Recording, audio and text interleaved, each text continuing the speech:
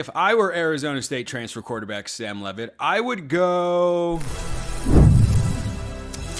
You are Locked On College Football with Spencer McLaughlin, your daily podcast on all things college football. Part of the Locked On Podcast Network, your team every day. Welcome, everybody, to another episode of Locked On College Football. I'm your host, Spencer McLaughlin. Thank you all so much for making this your first listen or your first view every day. It is part of the Locked On Podcast Network, your team every day, the number one sports podcast network out there. Thank you all so much, especially the everydayers, for helping make that the case. Does Oklahoma get by Alabama again? I believe so. I'll tell you why. And USC is re-signing players.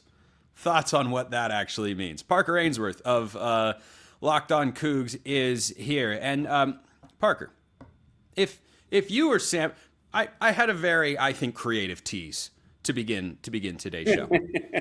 If you were Sam Levitt, leaving Arizona State, reportedly according to On3, potential options for him include, but not necessarily are limited to, Indiana, Miami, LSU, and Oregon. Would LSU be your number one choice?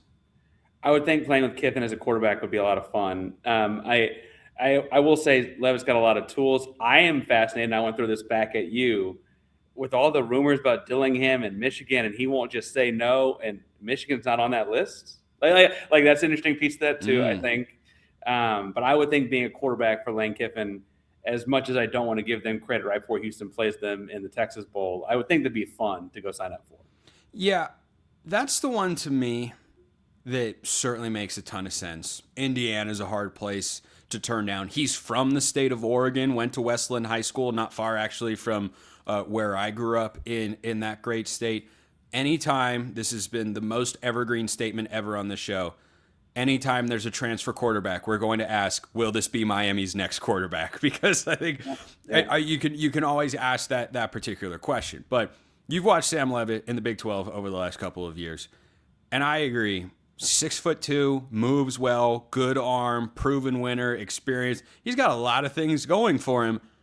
The last quarterback to transfer from Arizona State to LSU, it was for a different coaching staff, but now you probably have a better one. It went pretty well. It went pretty well for Jayden Daniels, and I watched Trinidad Chambliss and what he did in Lane Kiffin's system this year. I look at what Sam Levitt could do, and I say, man, as appealing as those other places are, I think LSU should be his number one option.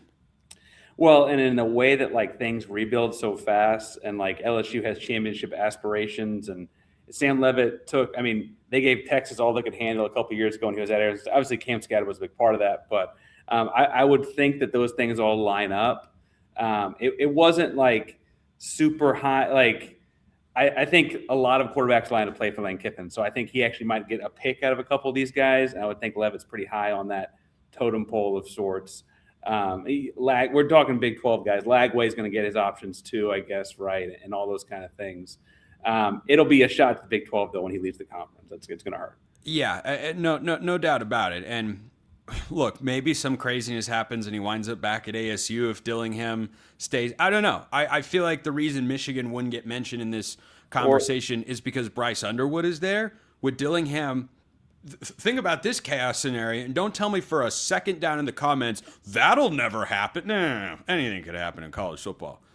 Dillingham gets the Michigan job, brings Levitt with him, and then Underwood hits the portal and goes down to LSU. Hey, man, tell me that is the most ridiculous thing you've ever heard, because I don't think it is. Well, you mentioned that Miami's going to buy their next quarterback every year for the foreseeable future. That guy at Tech tore his ACL, and what are they going to do at Texas? I don't know that Levitt ends up at Tech, but we could have some other in-conference movement for Tech to get a quarterback too, is kind of what I'm seeing happen actually, right? Sorsby at Cincinnati feels like a natural move. There's rumors out there his girlfriend's already committed to play volleyball there in the transfer portal. I believe she has. If that's going strong, I would think that oil money would only make that better, right?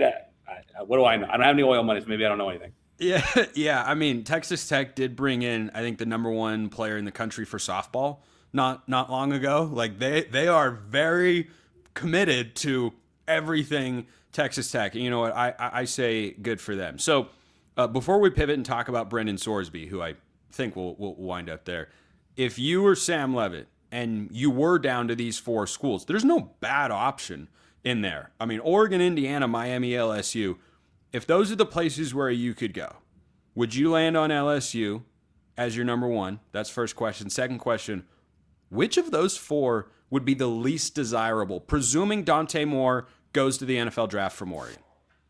Well, and that's interesting too. Oregon's also got other, not the head coach, I guess, but coaching turnover too, right? So I guess there's question marks there, and we're splitting hairs amongst 4 programs that are in a pretty strong spot right now, as far as assuming Kiffin can rebuild LSU as quickly as I think he would.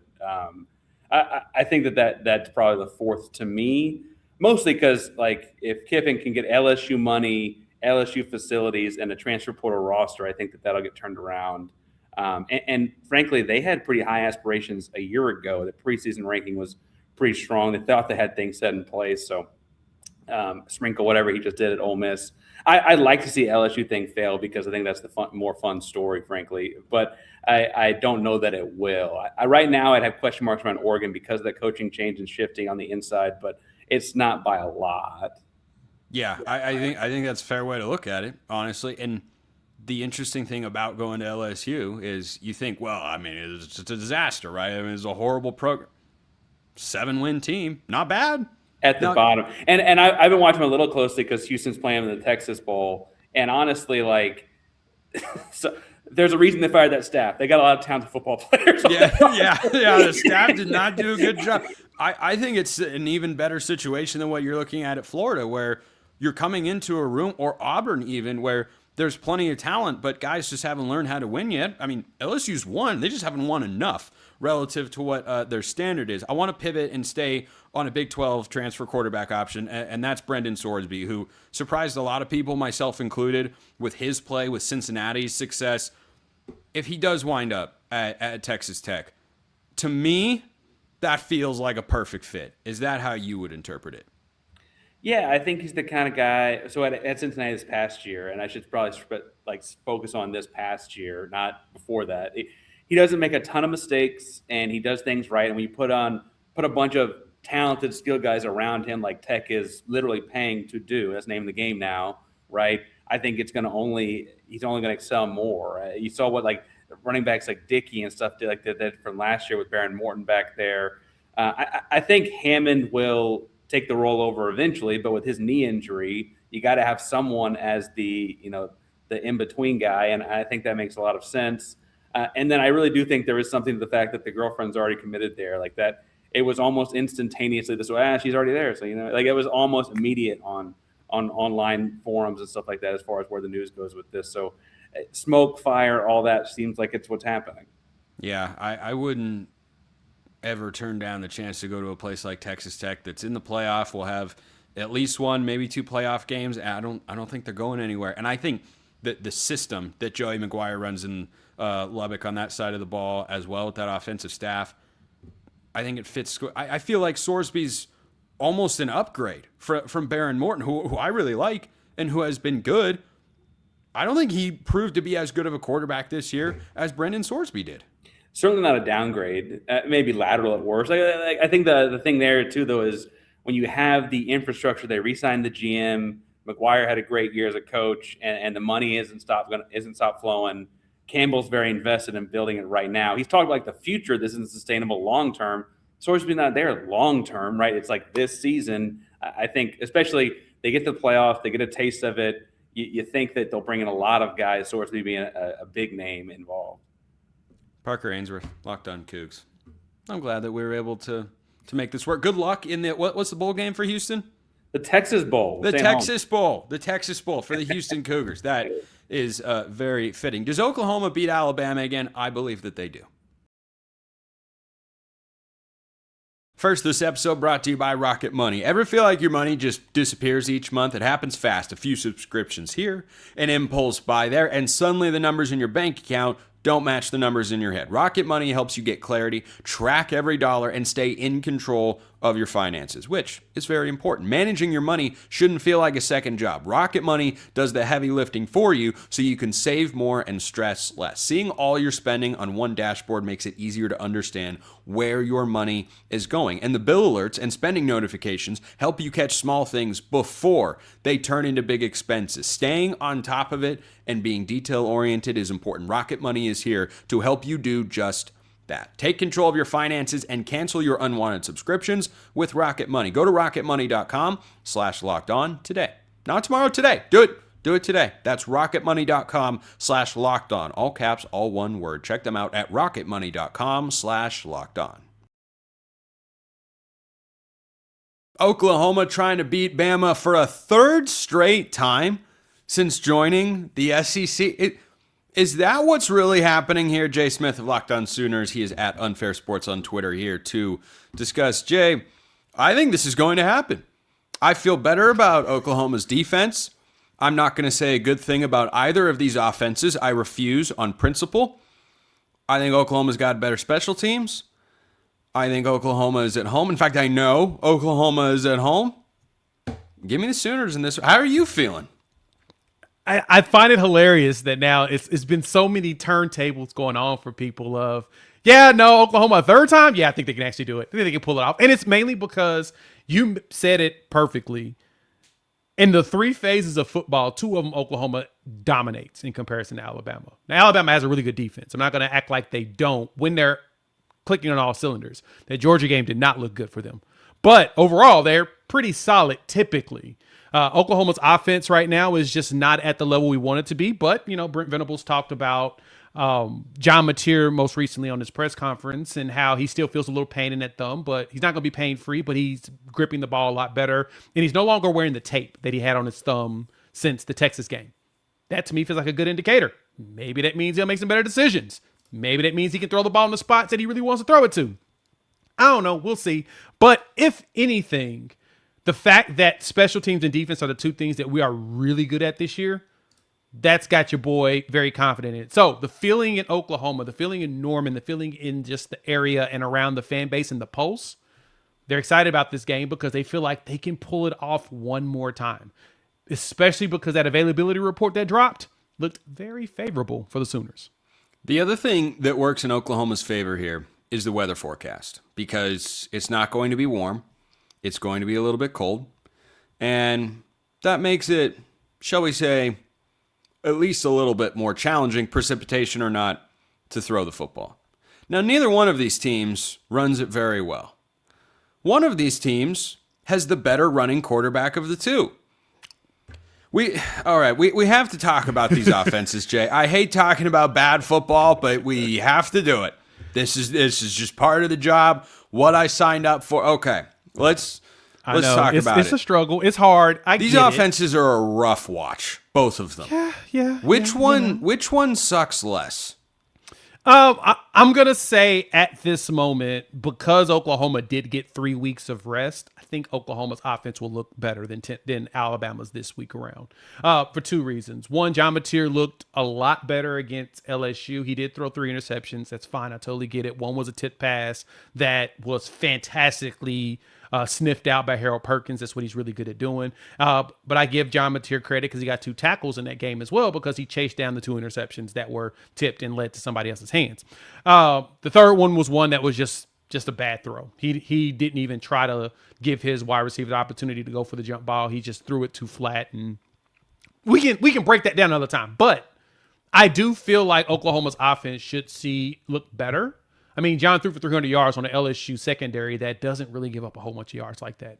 We're starting to see them get a little bit better. When we went out there on tempo against LSU, you start to see John cooking, start to dealing. Then you start to see guys get open. The 2 big plays from Deion Burks as well as Isaiah Satania, they hit. So to me, Oklahoma's offense should look better now that they've had 3 weeks of rest for these 2 running backs who've been beat up this entire season. That to me is probably where the game changer is going to come in. When we were healthier, you saw good runs. You saw big runs from Torrey Blaylock against LSU. You saw Xavier Robinson get some good runs against Bama and Tennessee. I think that now that we're healthier because we had that rest, I think that you'll probably see them actually produce a run game against Alabama this week. Oh, I don't believe that for a second. I don't think either of these teams are running the ball. I will not get there. Okay. Let me play the other side. Bring an Alabama perspective into this. One of the reasons that I doubt the Crimson Tide, the Ryan Williams situation is weird. I think it has given a weird vibe to that side of the ball. They don't know what to do. It's strange. It's odd. Mm-hmm. Everything about his profile should fit with Kalen DeBoer and Ryan Grubb's identity. For some reason, injury, some issue off the field we don't know about. I have no idea. So something isn't right, and it feels weird. Still, the depth of wide receivers at Alabama, especially if they do get Ryan Williams going, is better than that of Oklahoma. Ty Simpson is a better pure passer than John Mateer is in this football game. If I were to change my pick, I'm not. But if someone were to pick Alabama, not a crazy thing to do. I think that's where the confidence would start. I think that's where you would begin is, hey, here's an NFL caliber quarterback. Here's some NFL caliber wide receivers. And yeah, Alabama can't run the ball very well, but you know what? Those guys can make plays. And sometimes you can call the perfect defense and a good quarterback receiver combo will just beat you because a guy makes a great throw and a great catch. What do you say to that as an Oklahoma guy? That we saw how that went against Oklahoma in Tuscaloosa on November 15th. And let me explain what I mean. This pass rush is one of the best ones in the country. This run defense is one of the best ones in the country. And the thing that they did to Alabama that most people don't realize is not only did Oklahoma lead in that game for 52 minutes out of the 60-minute game that they played. Yeah, scored 23-1. Yeah, that's what it was. Oklahoma led for 52 minutes. At the third quarter, at about the 12-minute mark, Oklahoma did not allow Alabama to get past the 50-yard line. It's really hard to win a game when you go almost half a game without getting past the 50. In Tuscaloosa. Don't forget. That was in Tuscaloosa. Yep. You prevented them from being able to get past the 50. I expect Oklahoma to turn that up. And the reason why I expect them to turn that up is our Mason Thomas is back, our best pass rusher, who did not play in that game, by the way. He has been gone since the first quarter of the Tennessee game after he returned that fumble for a touchdown. He did not play. He's back. Your interior guy, Jaden Jackson, who was a freshman All-American last year, he played 12 snaps in that game because he was dealing with some ailments. He's now back and should be playing. So not only will the run game probably get turned down even more, but Ty Simpson's got a lot of stuff to deal with. So Ryan Grubb's going to get very creative. The problem with that creativity is you're doing this in Norman. You're doing this with a fan base that's going to be losing their mind because it's the first playoff game in Norman. So you're going to have a crazy fan base at night with some wind, a little cold, probably around 40 to 50 degrees, but a good wind chill that's going to drop it in the 30s. So they're going to have to adjust that part on their offense versus this Oklahoma defense. That's where the challenge is going to come in for them. Do I think it's possible? I'm not going to say they can't, but their last 3 games on offense have not been very desirable since Oklahoma. They haven't thrown for 300 yards in 3 straight games, and that's including Eastern Illinois. Now, they ran all over them for 269 yards, but they're not going to do that against Oklahoma. Exactly, no. Right? Georgia, that Georgia game tells you everything you need to know. 212 yards passing, -3 rushing. And I do believe Oklahoma's defense is better at home than Georgia is at the neutral site, which is kind of a pseudo home game because it's up the street around the corner from Athens. Yeah, I just struggle picking Alabama, even though I'm not that bullish. I don't think either of these teams are very scary at the moment to go on a run in the college football playoff. I think whoever wins is going to lose their next football game because I just don't trust such big elements of what they're trying to do. And here's the other thing with Alabama and why I lean towards Oklahoma. Even if their offensive line plays better, and I haven't heard at least enough discussion about how Alabama's offensive line is average at best, outside of Caden Proctor especially. And I don't know that they're 100% with Parker Brailsford up front. Maybe he gets back to full strength and plays a better brand of football. But even when Ty Simpson has had time, even when he has made throws, Jay, when was the last time this Alabama offense clicked? And again, that's an if against this Oklahoma front, which is dangerously good. I can't think of the last game where I felt like Alabama's offensive rhythm was sustained. It was the first quarter of the Auburn game. It's Auburn. They stunk. They didn't make a bowl game. They had an interim head coach. Nothing about that. Despite what I can't believe the playoff committee chair actually said those words once upon a time. Like that is truly insane. But that's the best the Alabama offense has looked in the last month consistently. And that was only half a game. That's the bad part, right? Like that's the bad part of that. And to address a couple of things. One, the challenge, like you said, for Alabama is they're not clicking on offense, and this defense is clicking very well in Oklahoma. Like they are on all cylinders. The Alabama defense is also playing well. I want to give them credit for that. They are. They have played much better. But that leads to my second thing. I've been hearing this a lot from people on this brand of football can't win games type statements. Sure. But let me rebuttal that. What was the score of the Indiana-Ohio State game? 13-10. That was basically a defensive battle, wasn't it? Not basically, it was. So what makes you think Oklahoma couldn't do that?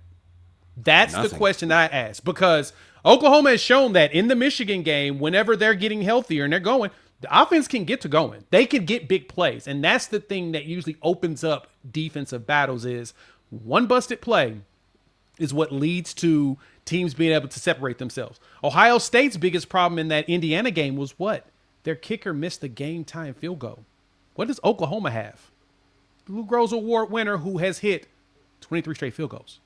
Like, you've got a titanium leg dude that has been pretty darn consistent. His first miss was against Michigan.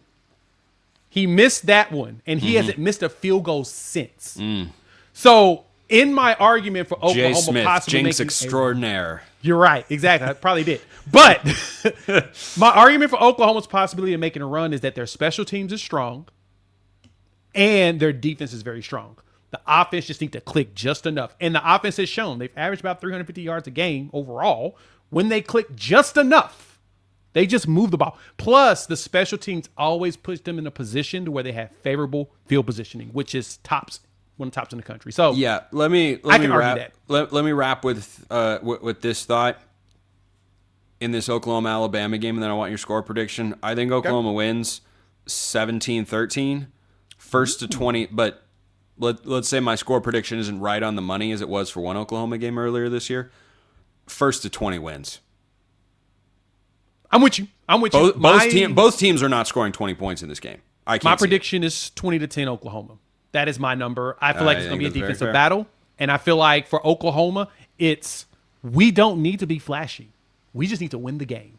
Yep. Close it. Find a way. Alabama on one side of the field most of the game. You'll walk away to dub. That's all that matters. Jay Smith, Locked On Sooners. Great as always. USC's doing what exactly? First, this episode brought to you by Wayfair. The holidays always show up faster than we expect. And if you're still putting together gifts, last-minute decor, or getting your home ready for guests, Wayfair has got you covered. Whether you need a quick room refresh, new bedding, or those final seasonal touches, Wayfair makes it easy to get what you need fast. Wayfair is truly your one-stop shop for everything home, with decor, furniture, kitchen essentials, and gifts for every style and every budget, all delivered quickly and easily. Their selection is huge. They've got bedding, decor, kitchen gear, kids' room updates. You're going to find everything in one place. They are not about giving you a narrowly tailored and previously selected menu. They're giving you the buffet, everything you could need to host that killer holiday party, to make it feel a little bit homier, a little bit cozier inside your place. Wayfair's got you covered with everything you need. Get last-minute hosting essentials, gifts for all your loved ones, and decor to celebrate the holidays for way less. Head to wayfair.com right now to shop all things home. That's WAYFAIR.com. Wayfair, every style, every home. Jayden Maiava is back at USC. Big news for the Trojans. Big news. He has re-signed with USC. That's not my word. That's their word. So there have been a lot of moments over the years where a school or a player or an institution does something and we go, well, that's new. That's different. Wait, how did we get to this point? This is the first time that I have seen at any level of college football, and I follow them all pretty closely. This is the first time I have ever seen the word re-sign get used. Because typically you hear that phrase in professional sports, where a guy has become a free agent because a generally multi-year contract has run out, sometimes a one-year deal, and there was an agreed upon understanding that he was potentially going elsewhere for his next season and maybe next several seasons. Here's the crazy thing about college sports. I know there was a reaction to USC announcing that several players had re-signed, including Jayden Maiava, who we'll talk about more in just a moment. I don't think the use of that word is actually all that crazy. It's just representative of the problem that we have in college football, or one of the problems. It's frankly not even the highest one on my list, but it makes the list and is worthy of discussion. And that issue is that free agency exists every single year. Every single guy that signs with a school is frankly not even on a one-year contract, because that implies he's required by law, he's signing his name to play for that school for a year. And just because you've signed your national letter of intent, that's not the case. There have been plenty of players, not a ton. This is not most of college football players, just want to make that clear. There have been more than a few college football players who have signed to play at one particular school and then transferred before they even played. Sometimes it's because a coach left, and that's a different and unique situation. But there have been other instances where a guy signs, commits because we do the signing day in December, which makes no sense. Put it in February after the season, for goodness sake. And then when the transfer portal window comes after signing day, you're able to transfer because you could enroll early. Now you're at the school, boom, you can transfer somewhere else. This has happened with several guys over the last couple cycles. Heck, it might happen this year. You might look around and go, wait, what do you mean he's in the transfer portal? He didn't even play a snap of spring football. Yeah, it's happened. That has happened for one reason or another. So the phrase re-signing, it's odd, but it's also not incorrect. It's not misleading you. Every guy is indeed a free agent, and while the announcement that players are re-signing with a particular school lands differently because it's college sports, it's not an inaccurate or misleading term to use. So now let's get this back to Jayden Maiava and USC. USC was one of more than a few schools, I will say, whose record I predicted right on the money before the year.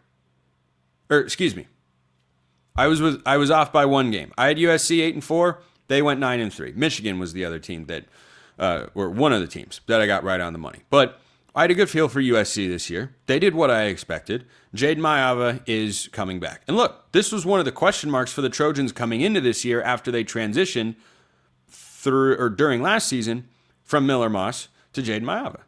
And Jayden Maiava was very good. Had one of the highest QBRs in the country, put up some big-time numbers. He helped Mekhi Lemon win the Biletnikoff, which statistically, if you want to go Mekhi Lemon, that's of course fine. We all know Jeremiah Smith is the best wide receiver in college football, but anyway, I'm not super worried about it right now. For USC going into next year, I think there is going to be a segment of the Trojan fan base that is very fairly in the mindset of playoff or bust. Especially if that playoff gets expanded, which we still don't know about just yet. I think that's more than reasonable. Because Lincoln Riley, for his first 2 years, had the wrong guy at defensive coordinator, and it cost them a trip to the college football playoff with the Heisman Trophy winner behind center in 2022. And then they regressed. Then they regressed again. And then last year they got better, and this year they got better. Next season will be the 5th year of Lincoln Riley at USC. And it will be the 3rd year that the playoff has been at least 12 teams. USC, I want to pull up their schedule real quick. USC should be in the playoff next year. And if they don't get to that particular mark, a conversation will be had about Lincoln Riley. Because you've got a quarterback, as a quarterback guru, who's in the same system for the third straight year, starting as the full-time guy for a second straight season. And yep, you're going to lose some players, but you're USC. You're bringing in the number one recruiting class in the 2026 cycle, and the transfer portal should be something you can succeed with. Their schedule next year includes the following teams: Fresno State, Louisiana, those are the only games that have been scheduled so far, at Indiana, at Penn State, at Rutgers, and at UCLA. That's their slate of road games in the Big Ten, in addition to going at Wisconsin. They play Notre Dame, which is, I think that's still going on. I hope that that's still going on. The rest of their schedule has got Maryland, Ohio State, Oregon, and Washington. It's not a very easy Big Ten schedule. It's actually pretty darn tough. To have Ohio State, Oregon, and Indiana in there, those are the top three teams in the Big Ten this year. But they should also get a decent amount of leeway, a little room to operate with that. So this is good news for USC. Absolutely. That Jayden Maiava is coming back, that some other guys are re-signing with the Trojans. It's strange. Let's not let it distract from the fact that US should be in the playoff next year. Full stop. If you are a playoff or bust for USC, I'm right there with you. You're the USC Trojans. You should absolutely be able to get in, tough schedule or not. Appreciate everyone listening. I'll see you next time. Until then, hope you all have a wonderful rest of your day.